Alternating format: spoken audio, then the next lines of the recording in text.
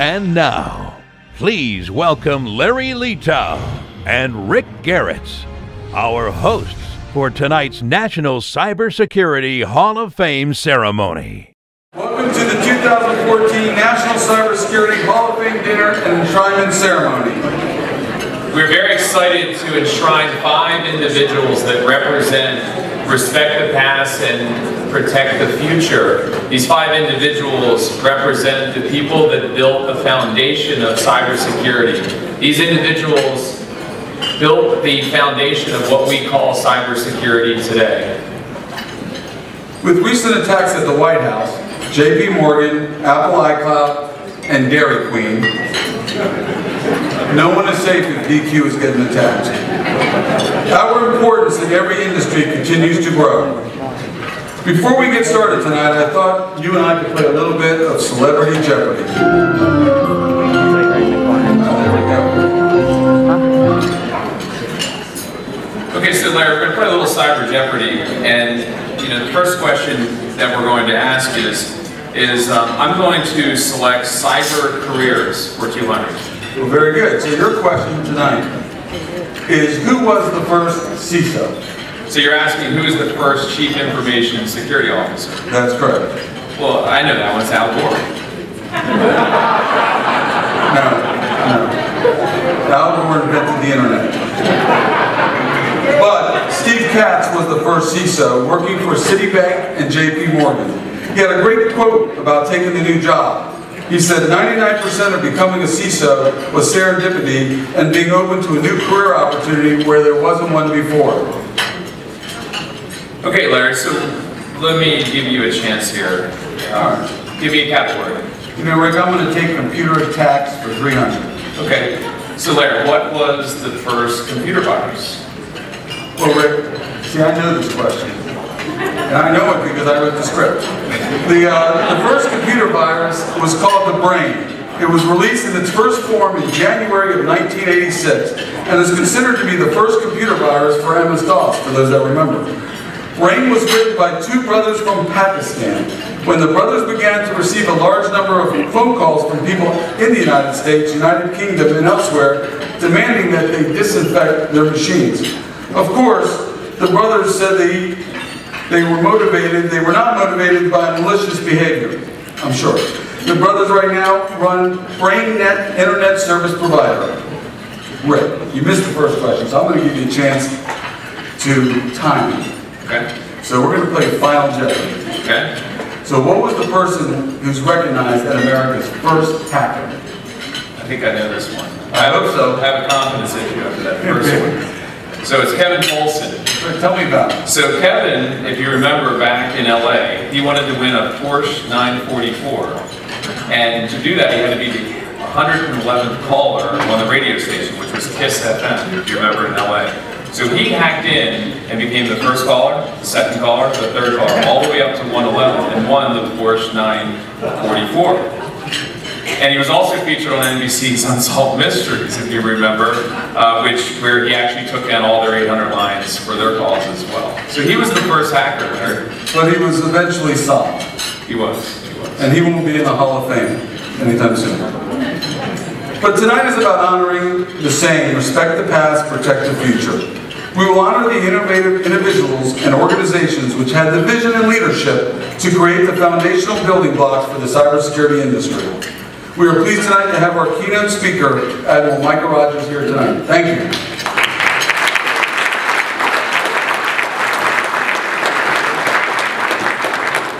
Tonight we are celebrating the accomplishment of 5 individuals.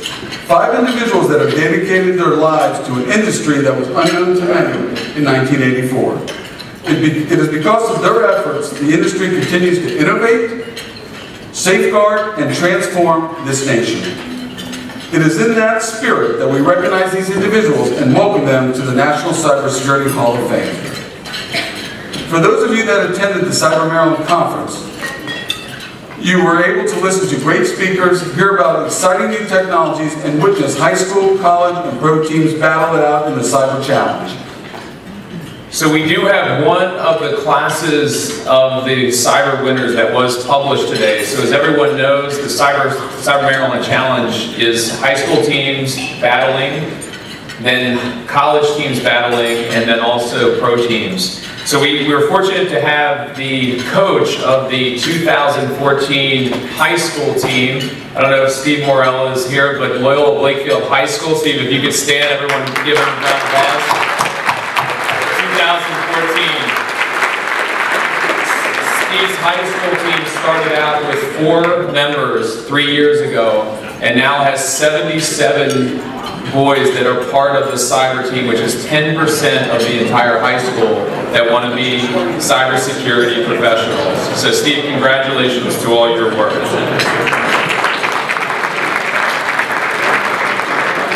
3 years ago, Larry, Mike Jacobs, Mike, would you raise your hand? You'll be on stage earlier, sat at the Cyber Maryland conference and said, we have a group of individuals that have defined the technology and the foundation for what we call cybersecurity, and we need to create a way to honor what they have done. We also reached out to industry, and a group of companies came together to make all this happen. I'd just like to recognize them for a few minutes.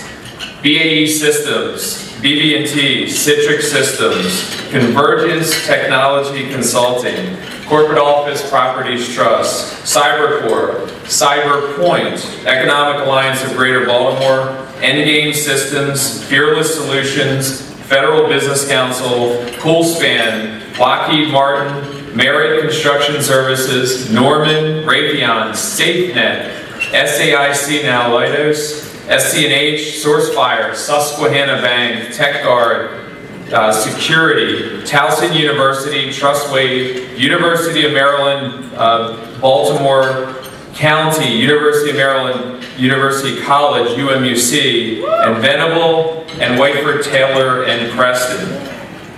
I also wanted to recognize the organizations that sponsored this evening, which is the Chesapeake Regional Tech Council, also Clear Jobs, the Convergence Technology again, thank you Larry, the Chesapeake Regional Tech Council, CyberPoint, Economic Alliance, Exceptional Software Solutions, General Dynamics, Good Harbor Consulting, Hexas Cyber Solutions, Howard Community College, TW, Leidos, Life Journey, Maryland Department of Economic Development. Also a shout out to Jeffrey Wells for all his work this week.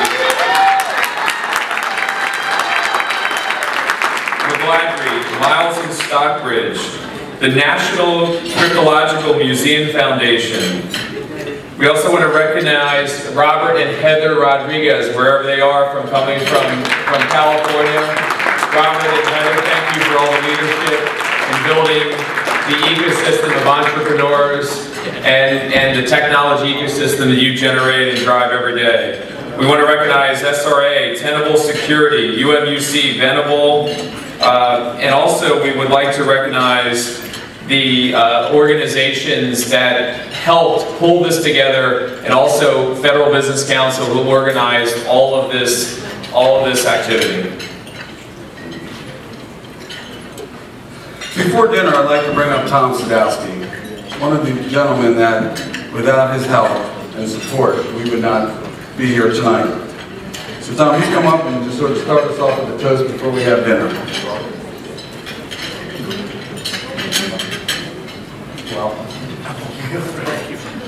Well, it's an honor once again to be here at such an esteemed event.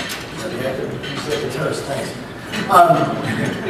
Welcome a lot of you to Baltimore again for this terrific event. We're so proud of the conference and all the people that have come out to share their ideas and thoughts and how to drive the industry forward. But this evening is really special. So on behalf of the Economic Alliance, the folks at Venable, SC&H Group, we are very proud to sponsor this important event once again this year as we celebrate the leaders, mentors, and pioneers who drive innovation and excellence in our nation's cyber community.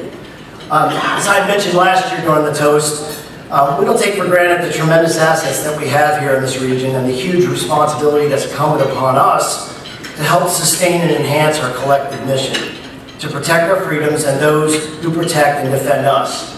under the most dangerous of circumstances throughout the world. We recognize the value of partnership, the importance of collaboration amongst industry, government, and higher education, and it is not lost upon us what's at stake. So we pledge our continued support to all of you and your important work. So with that, I'd like to offer a toast to all of you, to partnership, to Cyber Maryland, to the United States of America, and to our continued drive for excellence and peace in this world.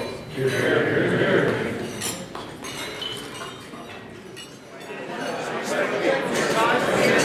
Before we get started, I just want to make a few announcements. The first announcement is we left off one of the table sponsors and we want to make sure we recognize them. So we want to thank Red Jack for being a part of this evening. See, sometimes when you forget, you get a better response. And the other thing that we want to make note of is at the Cyber Challenge today, we talked about the high school level, but we did not talk about the college and pro. And I wanted to recognize UMUC for winning both the College and Professional Team Challenge. Congratulations. As you can see, their table is over there. The one screaming the loudest. Now the next individual that I'd like to bring up is somebody very important to recognize and to the Hall of Fame. Mike is a true partner in every sense of the word. His leadership from the beginning, in the middle, and continued today through the selection process shows that he can handle tough assignments, because the quality of people that get nominated each year, it's amazing that he can come up with the selections, him and his team. And very few people know that in Mike's prior life, he was the mayor of College Park. Mike, we thank you so much for being a part of this organization. I want to bring you up here and let's give him a very warm round of applause.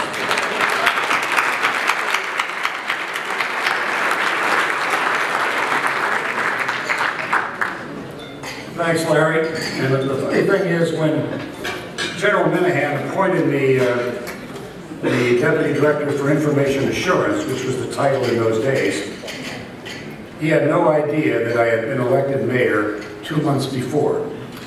So I often wonder if he had known that, whether I ever would have had that opportunity.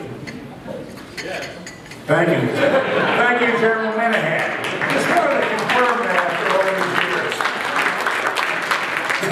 Well, first I would like to welcome all of you to this third annual ceremony of the National Cybersecurity Hall of Fame. I would also like to welcome our keynote speaker, Admiral Mike Rogers. And I look forward to his words tonight. But first I would like to also recognize a couple of folks from the class of 2012. That is the first class. And I would ask them to stand and be recognized. Martin Hellman.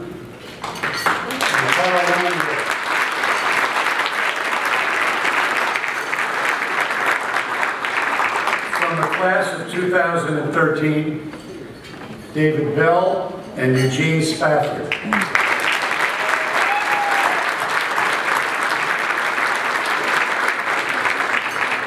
Now, I always get a lot of questions about how does the board go about doing its business. So I thought I'd give you a very small snapshot of how this process works. Now, the board consists of 13 members, and they are well-known experts from academia, industry, and government. And over the course of about 2 years, or 2 months, excuse me, beginning in July, they go through the selection process. They first receive the nominations. And this year, we had approximately 70 nominations. Nearly 55 of those 70 nominations were carryovers from previous years, people who had made the cut in previous years. And we had about 15 to 20 new nominations this year. The first sort is to ask the board to go through and rank on a 0 through 3 scale, with 3 being the highest score, each of those 70 nominees. The nominees come with a write-up, and it's of a variety of quality, obviously, depending upon who puts the write-ups in. But there's also a separate process where we go to a law firm run by a fellow named John Hagan and his staff, who go through these write-ups and make them uniform, if you will. And so we're dealing with then somewhat of a uniform basis for the members of the board to go through, evaluate, and then score the nominees.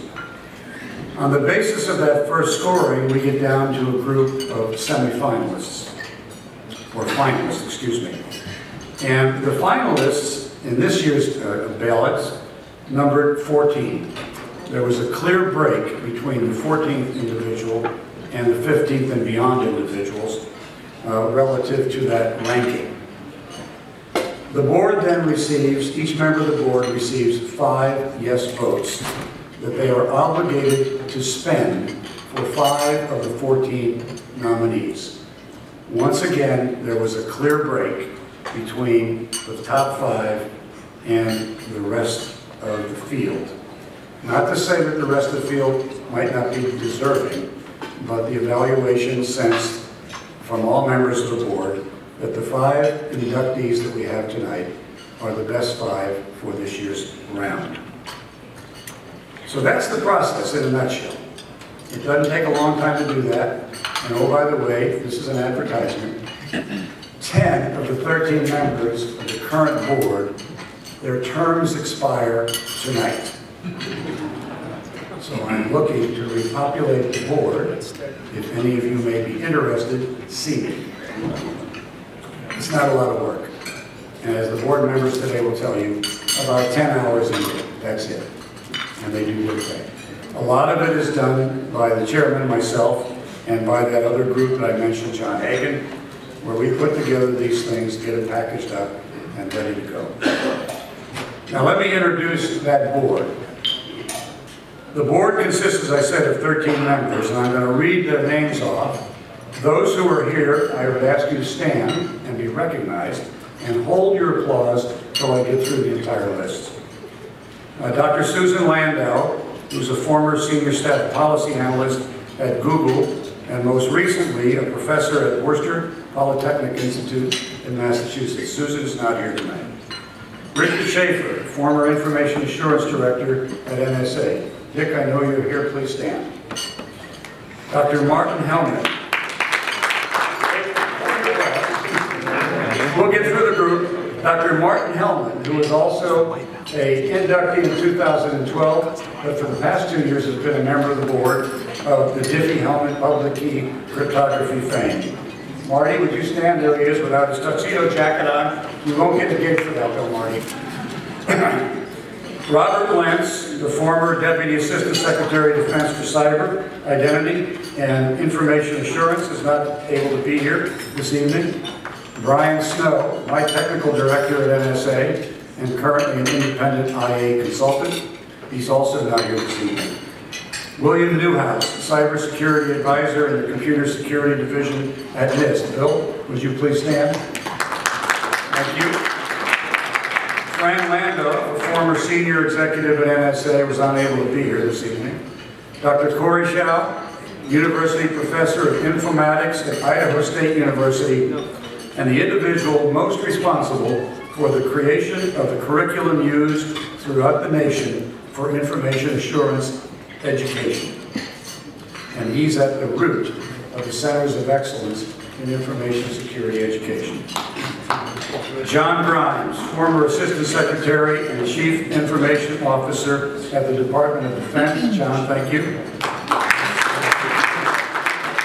Carl Gumtow, founder and CEO of CyberPoint International in Baltimore. I haven't seen Carl, but I think he's here. Where's Carl? He's not here. Okay. Carl Landwehr, as you know, a winner in 2012. He's also on the committee now. He's over there to my right. And Robert Rodriguez, Chairman and founder of Security Innovation Network, SciNet. Robert, where are you? Okay, wherever you are, round of applause.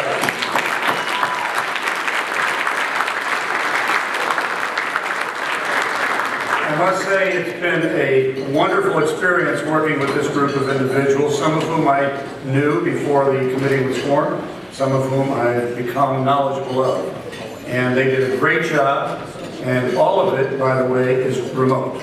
We don't meet physically, we meet remotely. So that makes it easier for those of you considering joining the board. Take that under consideration. It is now my pleasure to welcome Admiral Michael Rogers.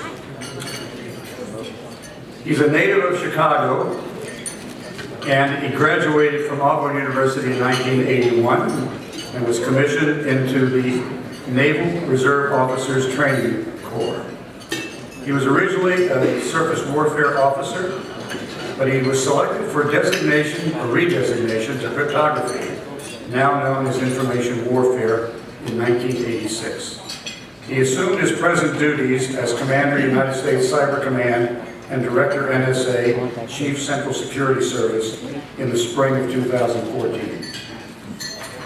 He has held numerous positions in intelligence and information warfare on shore and at sea, including Director of Intelligence for both the Joint Chiefs of Staff and the U.S. Pacific Command, and most recently as Commander, U.S. Fleet Cyber Command, U.S. 10th Fleet.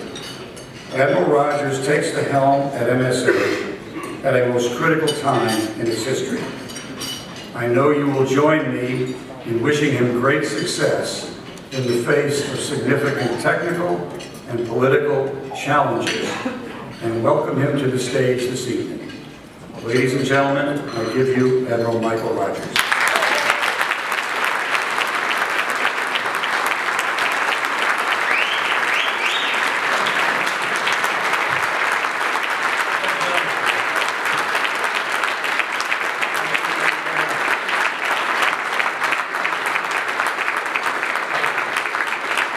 But if you're kind enough to stand, let me say, I hope you're doing it for the men and women that I am privileged to partner with at this time.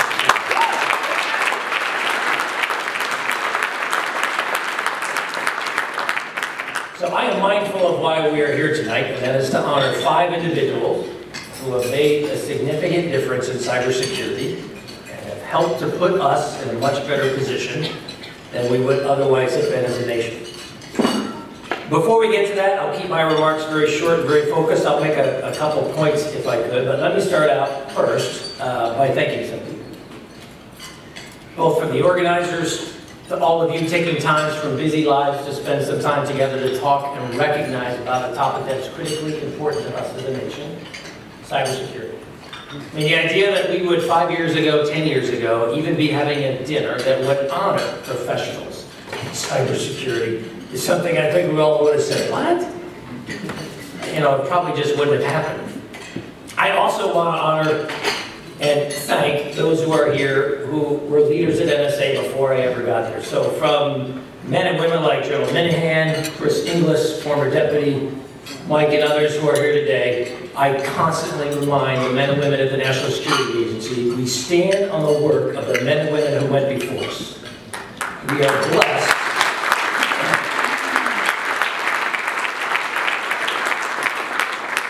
We are blessed that they have created a foundation and that our nation has been willing to make a significant investment in ensuring our ability to execute our mission in very demanding times, and I would argue at a time in our nation's history when our challenges and their diversity have never been greater for us. It's an honor to be part of the team, it really is. I love what I do because I think it matters to the nation, and because I work with men and women that I respect and who energize me every day when I go to work. I can't wait to sit down and talk to the team and look at what we're trying to do to keep the world safer. Tonight is a microcosm, I think, in many ways, of the challenges and the opportunity that are before us, because I am one who believes that in every challenge there is also opportunity. Now, if you look at all the people that are with us tonight, you have some very young who have been recognized in the last week for their excellence in the cybersecurity challenge.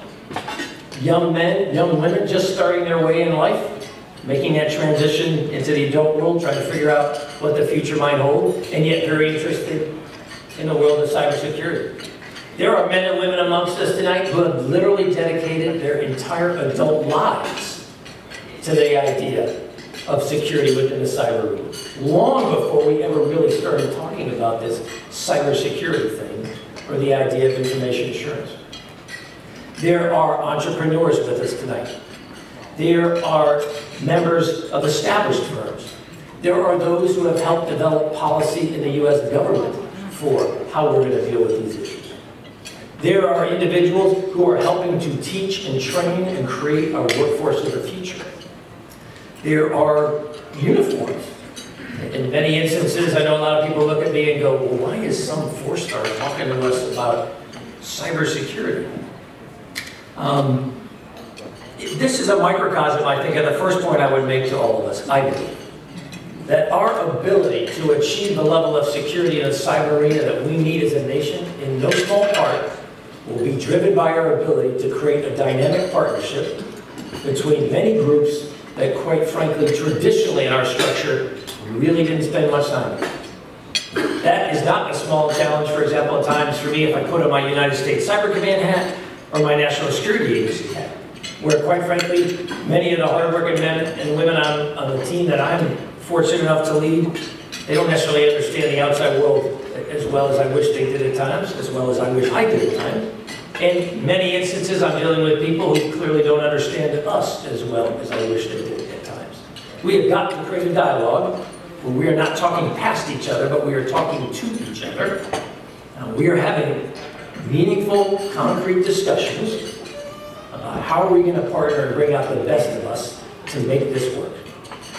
And it's going to take all of us working together to truly make this work. Because if we think that the private sector can withstand the actions of nation states directed against them, I think that's asking a lot. Likewise, if we think the government is going to do all this for the private sector, I don't think that's realistic either. It's how do we bring these together, and how do we overlay the knowledge and insight that the academic world can help us create, the technology, the innovation, and the drive of the business sector, and the capacity and the skills resident within the government. How do we bring all this together? So one of the reasons why I, quite frankly, enjoy speaking to groups is because I want to try to help facilitate that discussion. I want us to truly get beyond platitudes and start to get at how we're going to make this work. And it's going to mean we're going to have to roll up our sleeves, we're going to have to sit down and say, this is what I need from you, this is what I think I can provide you. Hey, I'm not really certain that I don't understand you. Could you make me smarter? What works well for you? What are the constraints that you have? We've also got to trust each other. Now, I come from a culture as a uniform. If we're honest with each other, I remember as a junior officer, we would often think, well, the outside world, if you're in the business sector, you're only interested in money. That's not what we do. We defend the nation. We puff of our shoulders, feel real good about ourselves. Likewise, many of my, to include sometimes my own family members out in the corporate world, would say to me, yeah, you're from the government, Mike, you're your big brother, we really can't trust you. We have got to work beyond these very simplistic descriptions of each other to how are we going to make this truly work as a partnership. And if we don't trust each other, we will get nowhere. And so, one of the things I think that's a value of this group and this gathering tonight, it's just another one of those incremental steps that are going to help us move beyond the platitudes and beyond the very simplistic descriptions of each other to really get to how we're going to make this work. I would also highlight that we tend in this business to focus on the technology. But the 5 individuals that we're going to recognize tonight highlight to us, and in the end, the technology is driven and is underpinned by the motivation, the expertise, the intellect, and the passion and drive of men and women. That's at the heart of what makes NSA and United States Cyber Command what it is. It's not our technology.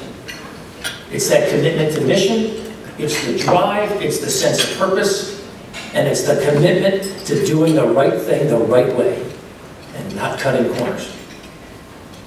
That same ethos and approach and commitment is reflected in our 5 individuals tonight.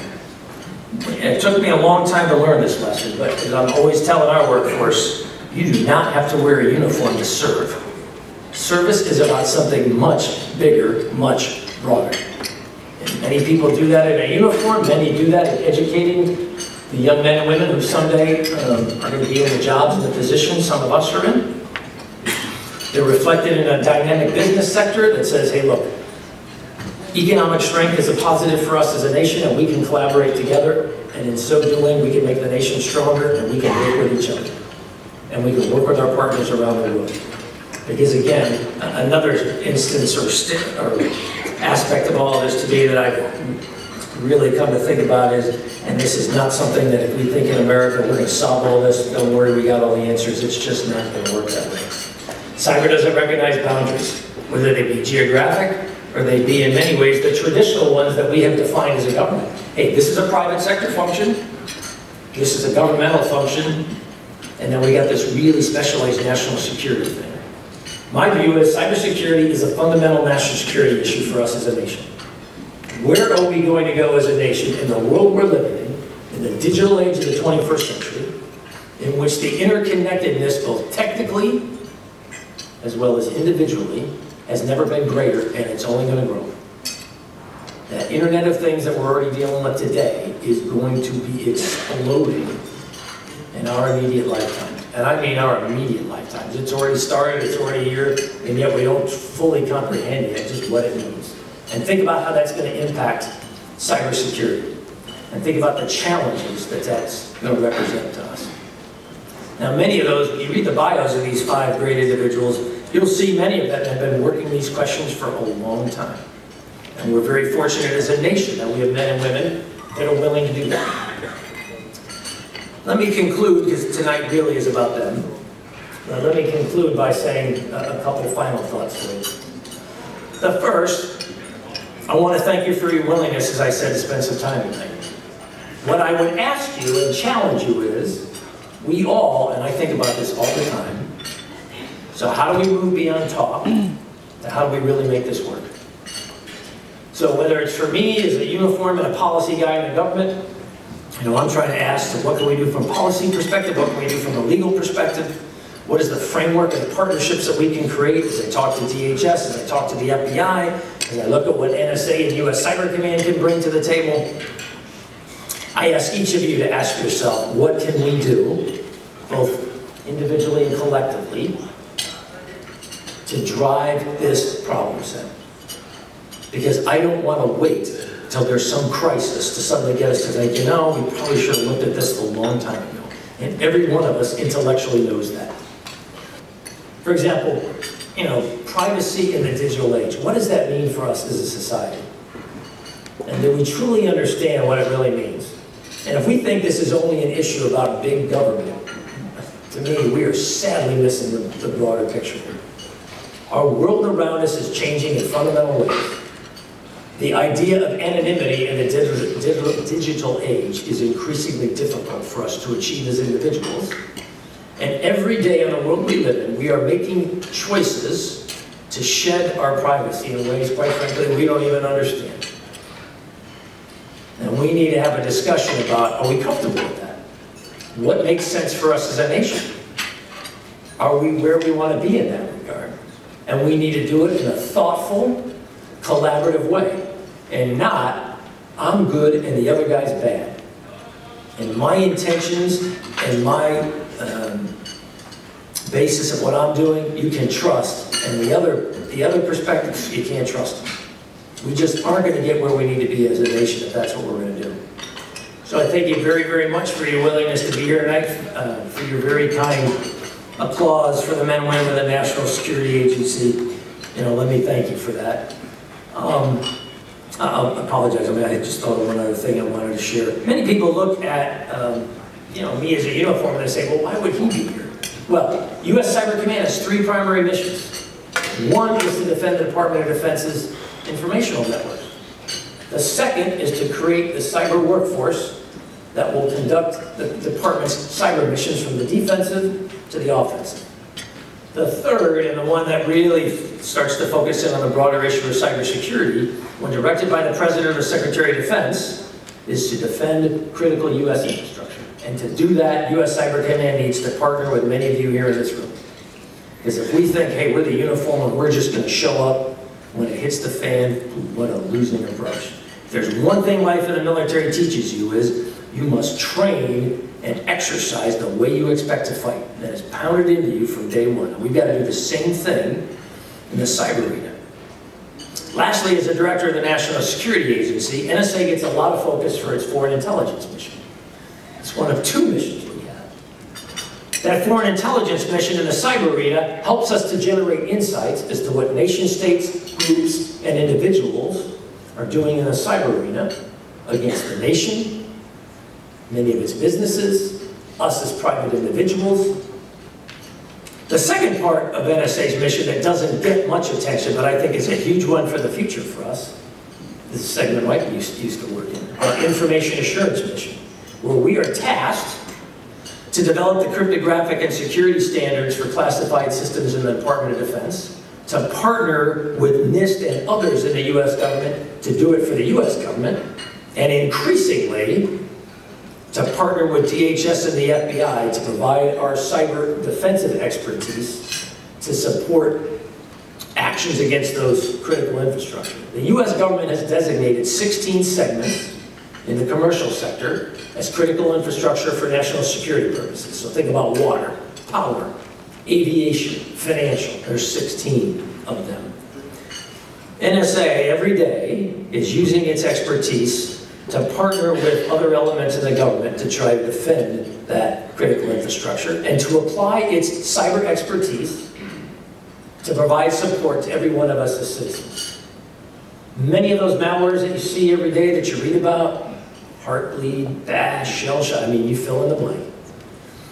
NSA is developing countermeasures for those and is sharing those with the public sector, with the private sector, and you will never hear about that. Because what I tell the team is, it is not about getting credit. It's about doing the right thing for the nation. And it ain't about jumping up and down and pounding our chest about, hey, look, we're good people, you can trust us, look what we're doing. Focus on the mission, focus on doing the right thing, and don't ever forget, we obey the rule of law. We remain accountable to the citizens of the nation we defend. When we make mistakes, we stand up and we acknowledge those mistakes. And we don't ever cut corners. And as long as we do that, we are going to be fine as an organization. And as I tell the team, I believe the nation will be in a better place because of it. So, let me conclude by saying to the 5 individuals that we are going to recognize tonight, I thank you for the difference you have made. I thank you for the commitment you have made. Most of these individuals have spent literally their entire adult lives. And they highlight to us that there is no one particular path to how can you make a difference for our nation in the field of cybersecurity. You can do it working in the government, helping to generate policy. You can do it working in academia to develop innovative technical solutions to really hard problems. You can do it working in private industry to help us generate solutions and generate outcomes that we can apply across our society. That's a real strength for us as a nation. We have got to keep that going. It's going to take all of us working together to really make that work. So again, let me say thank you, and I look forward to the amazing stories we're going to hear tonight from 5 individuals who have really made a difference. So thank you all very, very much.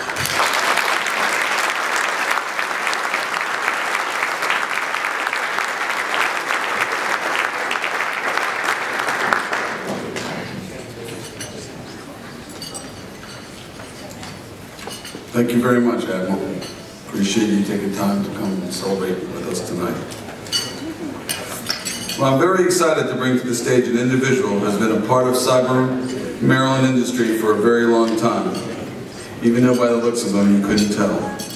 Chris Fetty is president of Hexus Cyber Solutions, first joined KeyW Company in 2013 as executive vice president.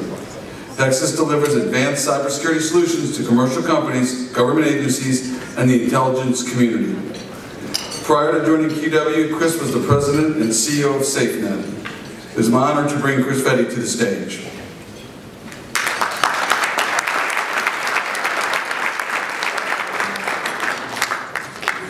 Thanks for the kind words, Larry. It's a great honor to induct our first individual into the Hall of Fame, Mr. Paul Klatcher. It's a special honor for me, someone who spent my career in crypto, because Paul, everything he's touched in his career eventually touched me in my career.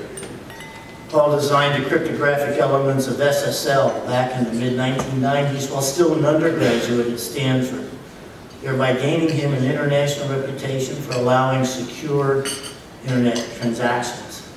The longevity of SSL-3 is a testament to his brilliance, as is the fact that he's entirely self-taught in cryptography. Anybody in the room that doesn't recognize the term SSL, we still love you, but you're not in the crypto world. Let's watch a video tribute for Paul.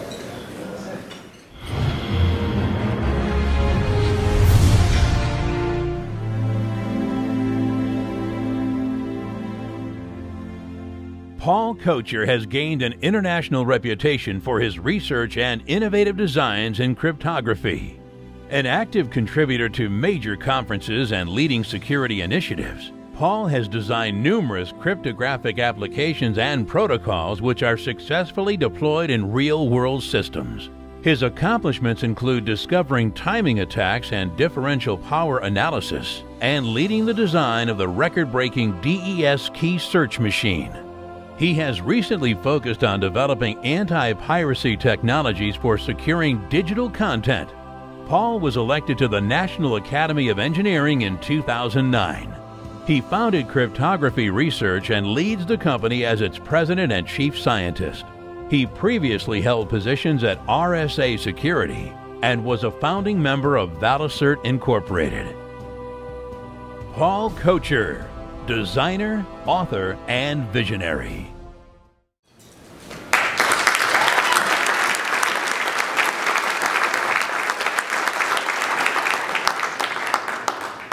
Ladies and gentlemen, please welcome our first 2014 Cybersecurity Hall of Famer, Paul Kocher.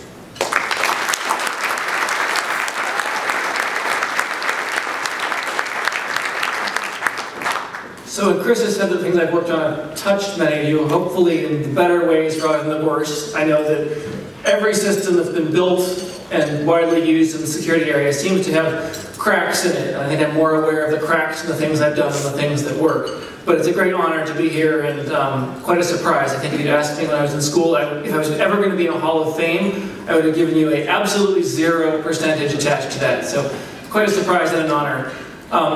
But rather than looking backwards, one quick note as we look forward, which is that we've got three trends that excite me and terrify me at the same time. We've got code being written at exponentially fast rates, which means more vulnerabilities. We have devices being produced at exponentially high volumes, which means more targets. And we have data of greater and greater value, which means more and more rewards for attackers. So, well, I think about the problems that I've been looking at in my past, and they're much easier than the problems that I see forward ahead of us today. So, as each of you goes home tomorrow and spends the next time thinking about data security problems, trying to think about how we can deal with this complexity and uncertainty and the exponentially larger problems ahead that make the ones that we really failed to solve in some ways in the past seem much easier.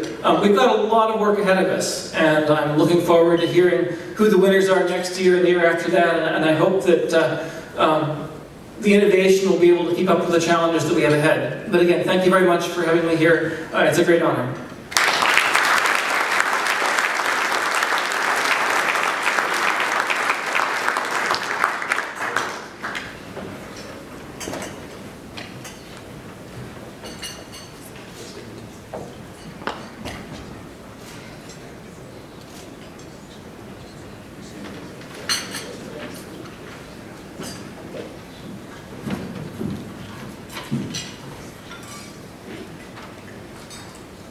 So we heard a little bit about the high school champions of Lowell Blakefield winning the Cyber Challenge and UMUC winning the college and pro championships, but the two-year universities in our nations are making a fundamental step change in the way that our education is being conducted and rapidly converting our cyber generation into the next generations of award winners.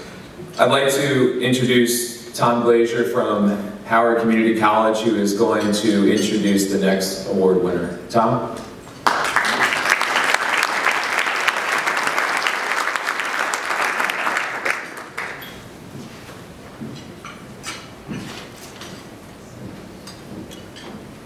It is my sincere pleasure to help enshrine our second individual of the evening. His name is Vinton Cerf. Mr. Cerf is the Vice President and Chief Internet Evangelist for Google. He contributes to global policy development and the continuous spread of the Internet.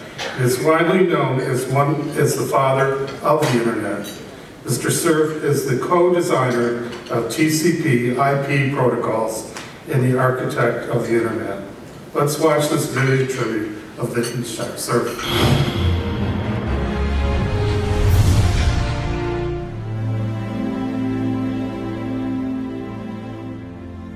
Vinton Cerf is responsible for identifying new enabling technologies and applications on the Internet, and in 2005 he received the highest civilian honor bestowed in the U.S., the Presidential Medal of Freedom. It recognizes the fact that his work on the software code used to transmit data across the Internet has put us at the forefront of a digital revolution that has transformed global commerce, communication, and entertainment. Since 2000, he served as chairman of the board of the Internet Corporation for Assigned Names and Numbers, and he's been a visiting scientist at the Jet Propulsion Laboratory since 1998. He served as founding president of the Internet Society from 1992 to 1995 and was on the ISOC board until 2000. He is a fellow of the IEEE, ACM, the American Academy of Arts and Sciences, the International Engineering Consortium, the Computer History Museum, and the National Academy of Engineering. He has received numerous awards and commendations in connection with his work on the Internet, including the Marconi Fellowship and the Charles Stark Draper Award of the National Academy of Engineering, the Prince of Asturias Award for Science and Technology. He holds a PhD in computer science from UCLA and more than a dozen honorary degrees. Vinton Cerf, visionary, designer, and evangelist.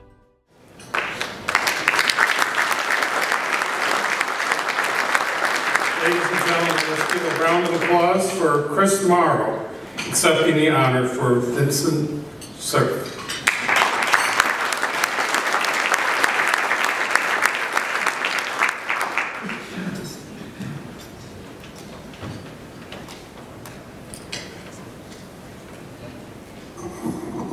Hi. Pardon me while I reach my phone. It's been that's long since it was to say. He says he's deeply grateful for the Hall of Fame Advisory Board and its chairman, Mike Jacobs, for the unexpected honor of being included among the class of 2014 inductees. In truth, he says, he feels rather undeserving of the recognition considering the notables who he holds in great esteem, who have preceded him, to say nothing of the value of to say nothing of those also honored tonight, however, I think the value of this recognition lies in the fact of the National Cybersecurity Hall of Fame's highlighting of the importance of cybersecurity in our rapidly evolving 21st century.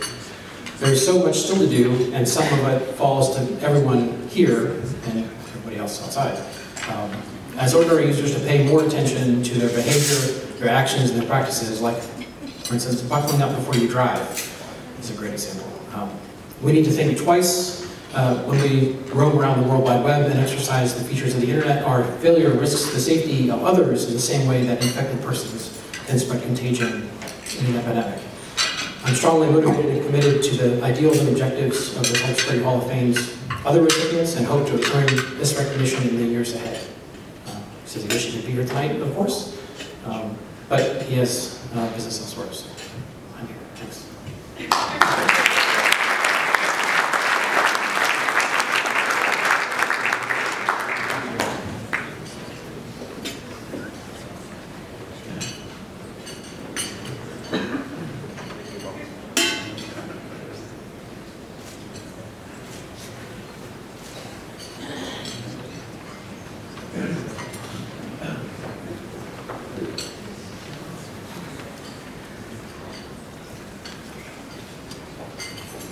Got to reset the microphone after that one.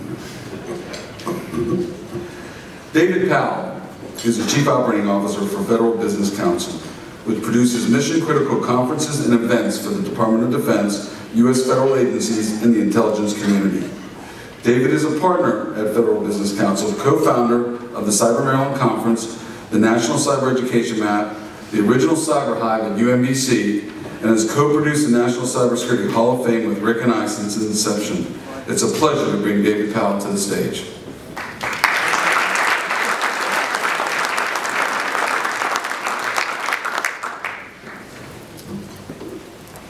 It is my sincere pleasure to enshrine our third individual of the evening. Philip Zimmermann is the founder of Silent Circle and the creator of Pretty Good Privacy, PGP, as you may know it, the most widely used email encryption software in the world. He's also known for his work in voice over IP encryption protocols, namely ZRTP and ZPhone. Let's watch the video tribute for Phil Zimmermann.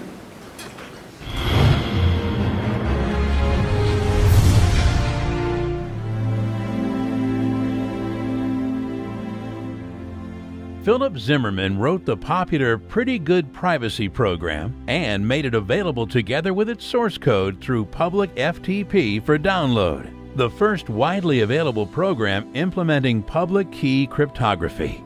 In 2013, an article on Zimmermann's law quoted him as saying, "The natural flow of technology tends to move in the direction of making surveillance easier, and the ability of computers to track us doubles every 18 months." His numerous awards include the 1995 Chrysler Design Award for Innovation and the Pioneer Award from the Electronic Frontier Foundation. In 2008, PC World named him one of the top 50 tech visionaries of the last 50 years.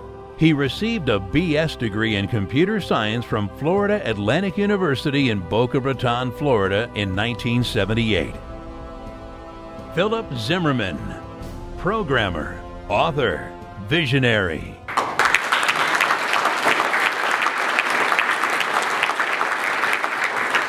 Ladies and gentlemen, it is my honor to welcome Philip Zimmermann to the stage to accept entry into the Cybersecurity Hall of Fame.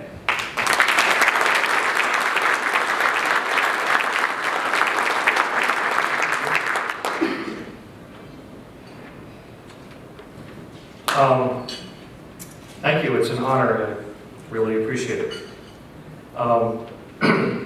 You know, as I was looking at the program notes, I noticed that one of the sponsors is the law firm of Venable, and Venable was part of my legal defense team back in the 1990s. Kenneth Bass was an attorney at Venable at that time. And, yeah, I don't know if he might still be there, but I asked Ken why he worked on my case pro bono. That was at a time when I was under threat of indictment for releasing PGP. And Ken said, well, I believe that that you should be able to whisper in someone's ear from 1,000 miles away. That we should be allowed to do that. And I found that that metaphor was so inspiring that it became a kind of motivating force in my drive to create secure telephony products.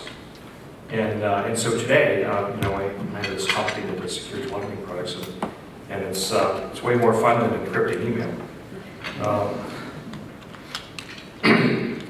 And so I see that things have come full circle. You know, it used to be back in the 90s that if you were using strong crypto, you had to explain yourself. You had to justify it. And today, if you're not using strong crypto, you have to explain yourself. And I think that's the way it should be. So, thank you very much.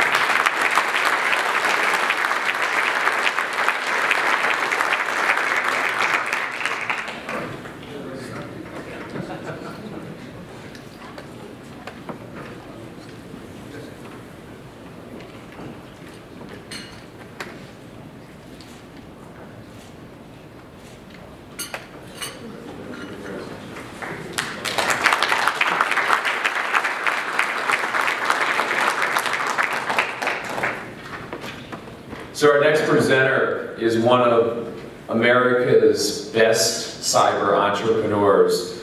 Peter Zhang is the CTO of BAE Systems.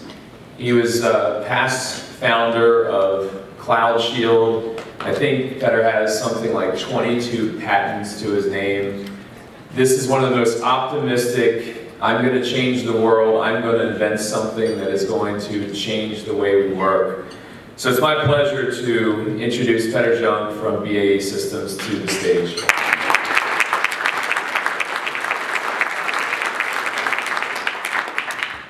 As many of you know, that firewalls and defending networks is something of a passion. And so with that, it's my honor to get to introduce and enshrine our fourth honoree, Stephen Belvin, as a professor of computer science at Columbia University, where he does research on kind of public privacy as well as networks and security, and often how those things don't always get along. Dr. Belvin is also the co-author of Firewalls and Internet Security, Repelling the Wily Hacker, and holds a number of patents in cryptography and network protocols. So with that, let's watch the video tribute to Dr. Belvin.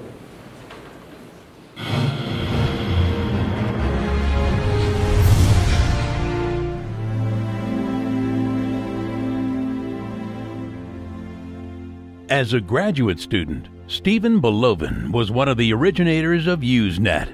He later suggested that Gene Spafford should create the Phage mailing list as a response to the Morris worm. He and Michael Merritt invented the encrypted key exchange password authenticated key agreement methods. He's been active in the IETF and was a member of the Internet Architecture Board from 1996 to 2002. He later was Security Area Co-Director and a member of the Internet Engineering Steering Group from 2002 to 2004. He identified some key security weaknesses in the domain name system.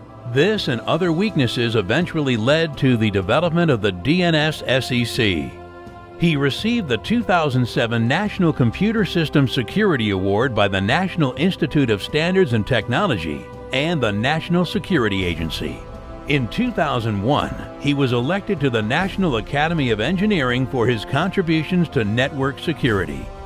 He received a BA degree from Columbia University and an MS and PhD in computer science from the University of North Carolina at Chapel Hill. Stephen Belvin, professor, inventor, engineer.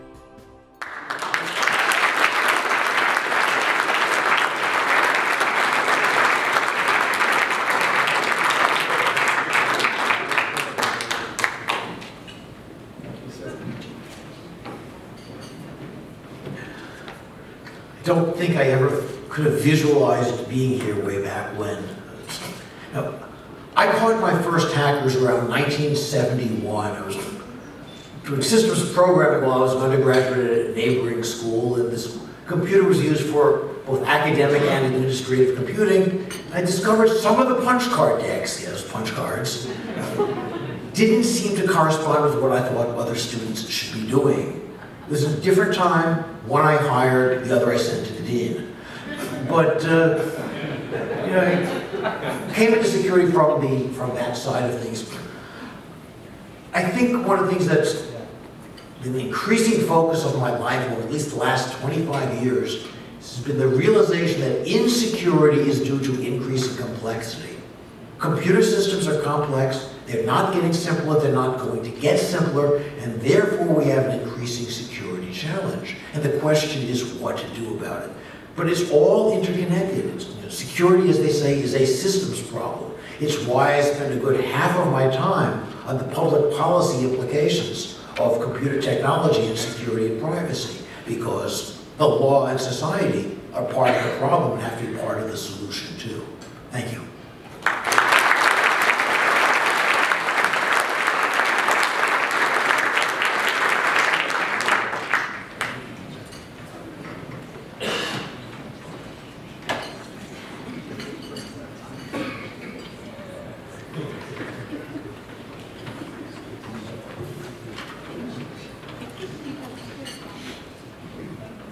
I'm now happy to introduce one of our key Hall of Fame supporters.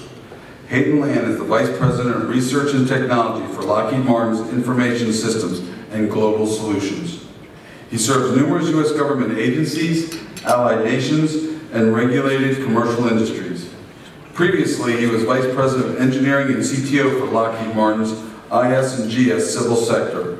Mr. Lands applied his long-standing expertise in the engineering and technology industry to the next generation of science, technology, engineering, and math academia, leveraging his leadership roles to shape curricula for our future workforce and igniting and maintaining interest in the advanced innovation.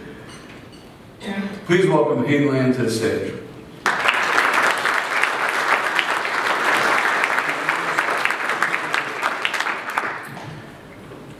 So this is a great night to honor these 5 individuals. Lockheed Martin cares about security, as you know. I also want to thank Rick and Larry for my table 19 seating, where I have a former inductee, former current board of advisors, 3 of the new inductees, and 4 very attractive women. So thank you very much. So with that, I really do want to honor Richard Clark. Richard Clark served us immensely across 4 presidential administrations, and I am very, very honored to have this opportunity to introduce you to him. Richard Clark is the former National Coordinator for Security, Infrastructure Protection, and Counterterrorism for the United States, supporting the President Bill Clinton administration. Under President George W. Bush, he served as the Special Advisor to the President on cybersecurity. Mr. Clark developed and initiated sponsorship for legislation which created the cyber courts and led the development of the first national plan for cybersecurity. President George H.W. Bush appointed Clark chair of the Counterterrorism Group. And last, but earlier than all those, he also served in the State Department during the Reagan administration. Let's please watch the video tribute for Richard Clark.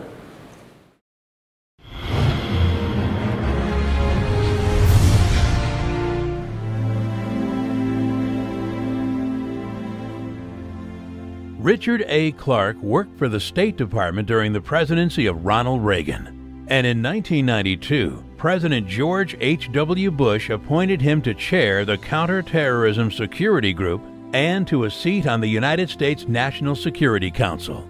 President Bill Clinton retained him and in 1998 promoted him to be the National Coordinator for Security, Infrastructure Protection, and the Chief Counterterrorism Advisor on the National Security Council. He is currently chairman of Good Harbor Consulting and Good Harbor International, 2 strategic planning and corporate risk management firms, an on-air consultant for ABC News, and a contributor to the Good Harbor Report, an online community discussing homeland security, defense, and politics. He is an adjunct lecturer at the Harvard Kennedy School and a faculty affiliate of its Belfer Center for Science and International Affairs. He has also become an author of fiction, publishing his first novel, The Scorpion's Gate, in 2005, and a second, Breakpoint, in 2007. He studied at the Boston Latin School and received a bachelor's degree from the University of Pennsylvania in 1972, where he was selected to serve in the Sphinx Senior Society.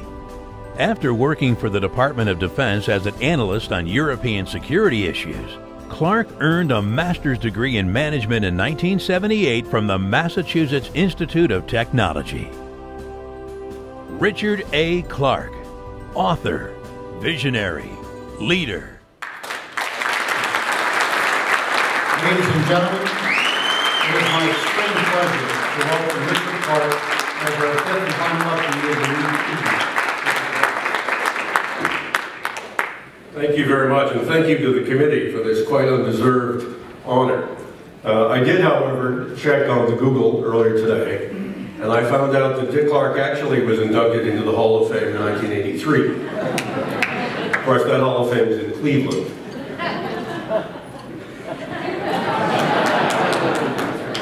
Nonetheless, if you are honoring me for developing the first national security strategy for cyberspace, then I want to remind you what Marty Dempsey said the other day, which is that we need another one. We need it urgently. And if you are honoring me for helping with Mike Jacobs and others to create the scholarship program, to create the centers of excellence at the 180 universities, let me remind you that we need not 180 universities, but 500 universities and 1,000 community colleges.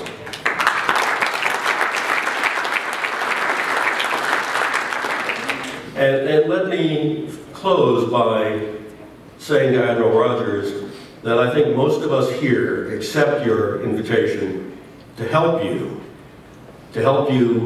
explain to the rest of the country the importance of NSA in keeping us safe and secure. Thank you very much.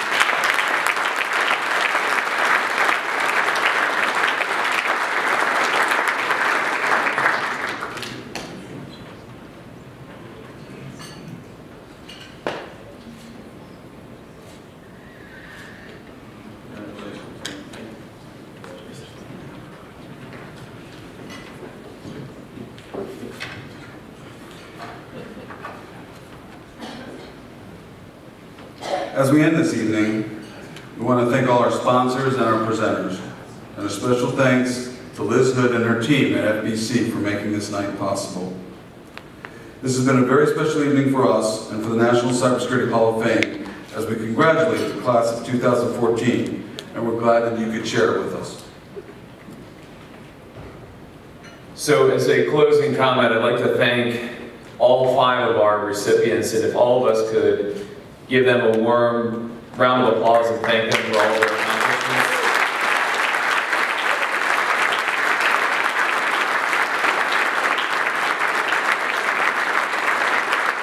And I'd like to ask all 5 of them to come to the stage, and Admiral Rogers, if you would as well, for one group picture. Thank you all very much. Thank you for your support, and we'll see you next year.